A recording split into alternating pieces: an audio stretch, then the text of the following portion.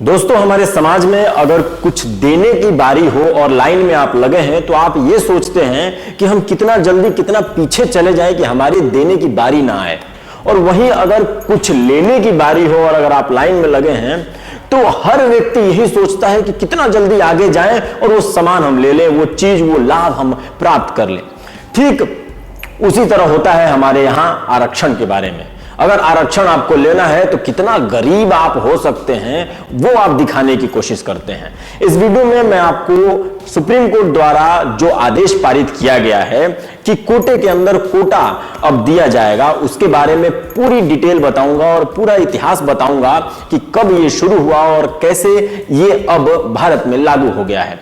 और एक बात, क्या 21 अगस्त को 2024 को भारत बंद रहेगा? सोशल मीडिया एप्स पर यह तेजी से वायरल हो रहा है। हैशटैग 21 अगस्त भारत बंद ट्रेंड कर रहा है। आधिकारिक तौर पर ऐलान नहीं किया गया है ये बात पर, लेकिन ये हवा उठ रही है। और क्यों उठ रही है ये हवा? इसके पीछे आरक्षण पर पिछले दिनों जो सुप्रीम कोर्ट का फैसला आया था वो कारण है। सुप्रीम कोर्ट ने कोटा यानी रिजर्वेशन में सब कैटेगरी बनाने पर मुहर लगा दी। सुप्रीम कोर्ट ने SC/ST वर्ग के आरक्षण में से क्रीम लेयर को चिन्हित कर बाहर करने के लिए कहा है। क्रीम लेयर क्या होता है भाई? आइए इसको समझते हैं। क्रीम लेयर का मतलब उस वर्ग से है जो आर्थिक और सामाजिक रूप से प्रगति कर चुका है। इस श्रेणी में आने वाले लोगों को आरक्षण का फायदा नहीं मिलता है। 7 जजों की संवैधानिक पीठ ने 6-1 के बहुमत से यह फैसला सुना दिया है कि इन जातियों के अंदर ज्यादा जरूरतमंदों को आरक्षण लाभ देने के लिए राज्य सरकारें इनमें सब कैटेगरी बना सकती है। अब देखिए, सुप्रीम कोर्ट का यह फैसला जो है कई सालों के बाद लिया गया है। इस मामले में इतिहास अगर बात करें, इतिहास अगर मैं आपको समझाने का प्रयास करूं तो शुरू करते हैं आंध्र प्रदेश से। आंध्र प्रदेश में सबसे पहला कानून यह बनाया गया था। अनुसूचित जनजातियों में सबसे पिछड़े लोगों की यह शिकायत थी कि उन्होंने सामाजिक आर्थिक रूप से उन्नत लोगों द्वारा आरक्षण में, उन्नत लोगों मतलब जो ज्यादा पढ़े लिखे हैं, जो ज्यादा पैसों के मामले में मजबूत हैं, उनके लिए जो लाभ से वंचित हैं उनको दिया जाएगा। यह कानूनी लड़ाई 1960 के दशक से शुरू हुई थी, जिसमें पिछड़े लोगों के अलग कैटेगरी की मांग की गई थी कि SC/ST में भी एक कैटेगरी होना चाहिए, उसमें भी एक कैटेगरी होना चाहिए कि लोग इसमें भी पिछड़े हैं। आंध्र प्रदेश में SC अनुसूचित जाति अधिनियम 2000 के अधिनियम के साथ इससे पहले एक बार कानून का रूप लिया था। सुप्रीम कोर्ट ने रद्द कर दिया था इस फैसले को। SC वर्ग को 4 श्रेणियों में विभाजित किया गया था और उनके बीच आरक्षण के बंटवारे का प्रावधान किया गया था।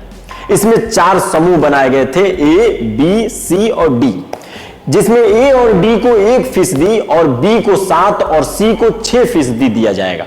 इस कानून को हाई कोर्ट ने तो बरकरार रखा, लेकिन EV चिनैया मामले में, आपको EV चिनैया मामला याद होगा, जिसमें 2004 में सुप्रीम कोर्ट के 5 न्यायाधीशों की पीठ ने इस फैसले को यह कहते हुए खारिज कर दिया था कि SC एक समरूप समूह है और इसमें उपवर्गीकृत नहीं किया जा सकता।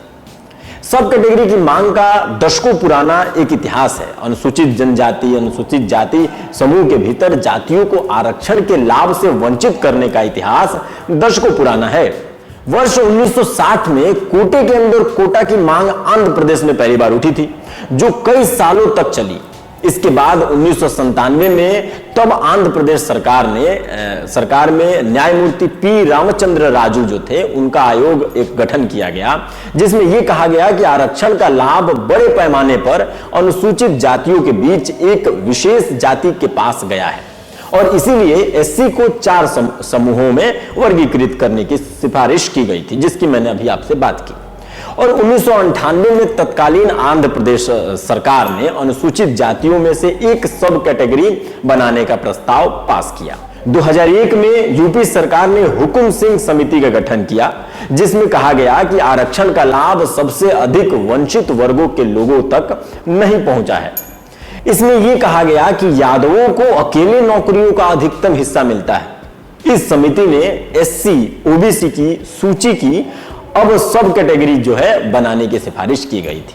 2005 आया तो 2005 में कर्नाटक सरकार ने न्यायमूर्ति SJ सदाशिव पैनल की स्थापना की गई और जिसमें एससी जातियों के बीच उन जातियों की पहचान करने पर जोर दिया गया जिन्हें कोटे से लाभ नहीं मिला, जिनको मतलब कोटे से लाभ नहीं मिला था। पैनल ने 101 जातियों को 4 श्रेणियों में विभाजित करने की सिफारिश की थी। 2006 में तब तक केंद्र सरकार ने सब कैटेगरी के लिए एक पैनल बनाने का निर्णय किया था। 2007 में उषा मेहरा का नाम आपने सुना होगा, इनका एक पैनल बनाया गया और इनके अध्यक्षता में उनको अध्यक्ष बनाया गया था। 2007 में ही बिहार के महादलित पैनल ने भी ऐसी ही सिफारिश की थी, जिसमें कहा गया कि एससी की 18 जातियों को अत्यंत कमजोर जातियों के रूप में माना जाना चाहिए। जैसा कि मैंने शुरुआत में आपसे कहा था कि कुछ लेना हो तो बहुत कमजोर बन जाना चाहिए, और बन ही जाता है हमारा समाज। 2008 में उषा मेहरा ने केंद्र को रिपोर्ट सौंपी। 2009 में यूनाइटेड आंध्र प्रदेश से सीएम वाईएस राजाशेखर रेड्डी ने केंद्र को पत्र लिखा, इसे संवैधानिक गारंटी देने की मांग की। 2014 में तेलंगाना के बनने के बाद 2014 में तेलंगाना राज्य का स्थापना हुआ था। उसके बाद केसीआर ने एक प्रस्ताव पास कर केंद्र से सब कैटेगरी बनाने की मांग की थी।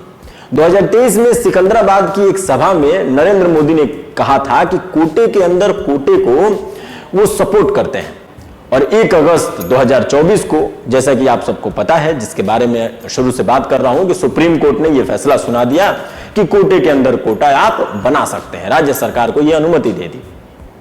अब ये कोटे के अंदर कोटा है क्या, इतने देर से मैं बात कर रहा हूं, आपको समझ आ ही गया होगा, लेकिन चलिए एक बार मैं आपको इसको संक्षेप में समझा देता हूं। कोटे के अंदर कोटा एक आरक्षण का एक अलग प्रारूप है। इसमें अब एससी एसटी कोटे में सब कैटेगरी बनाई जा सकती है। जैसे अगर कोई जाति 10 जातियां हैं, उनमें से कोई 5 जातियों को चुना जाएगा जो अत्यंत पिछड़े हैं, उनकी एक सब कैटेगरी बनेगी और उनको अलग से फायदा पहुंचाया जाएगा, उनको अलग सुविधाएं मिलेगी। तो जैसा कोई फॉर्म वगैरह आप भरते हैं जिसमें जनरल कैटेगरी को इतने पैसे देने पड़ते हैं, एससी एसटी को इतने देने पड़ते हैं, अब ये कानून पास होने के बाद होगा ऐसा कि एक और कैटेगरी बनेगी जिसमें अत्यंत पिछड़ा का कोई नाम दिया जाएगा और उसके लिए अलग फीस या उसके लिए अलग नियम जो है वो निर्धारित की जाएगी। कोर्ट के फैसले के अनुसार इससे अनुसूचित जातियों और अनुसूचित जनजातियों के अंदर पिछड़ी जातियों में सब कैटेगरी बनाकर ज्यादा लाभ दिया जा सकेगा। अब आपकी इस खबर पर क्या राय है, आप आरक्षण के बारे में क्या सोचते हैं, ये कमेंट बॉक्स में बताइए। और एक जरूरी सूचना, भारत बंद के दौरान जो आपातकालीन सेवाएं होती हैं वो चालू रहती हैं, जैसे एम्बुलेंस, अस्पताल, मेडिकल सेवाएं चालू रहती है। वहीं सार्वजनिक परिवहन बंद रहते हैं, जैसे बस वगैरह, और निजी कार्यालय भी बंद रहते हैं। इस वीडियो पर आपकी क्या प्रतिक्रिया है, ये वीडियो आपको कैसा लगा, और कमेंट बॉक्स में लिखिए कि आप हमसे और क्या आशा करते हैं, कैसी वीडियो आप देखना पसंद करते हैं। वैसी वीडियो हम आपके लिए बनाते रहेंगे। देखते रहिए VUA न्यूज़।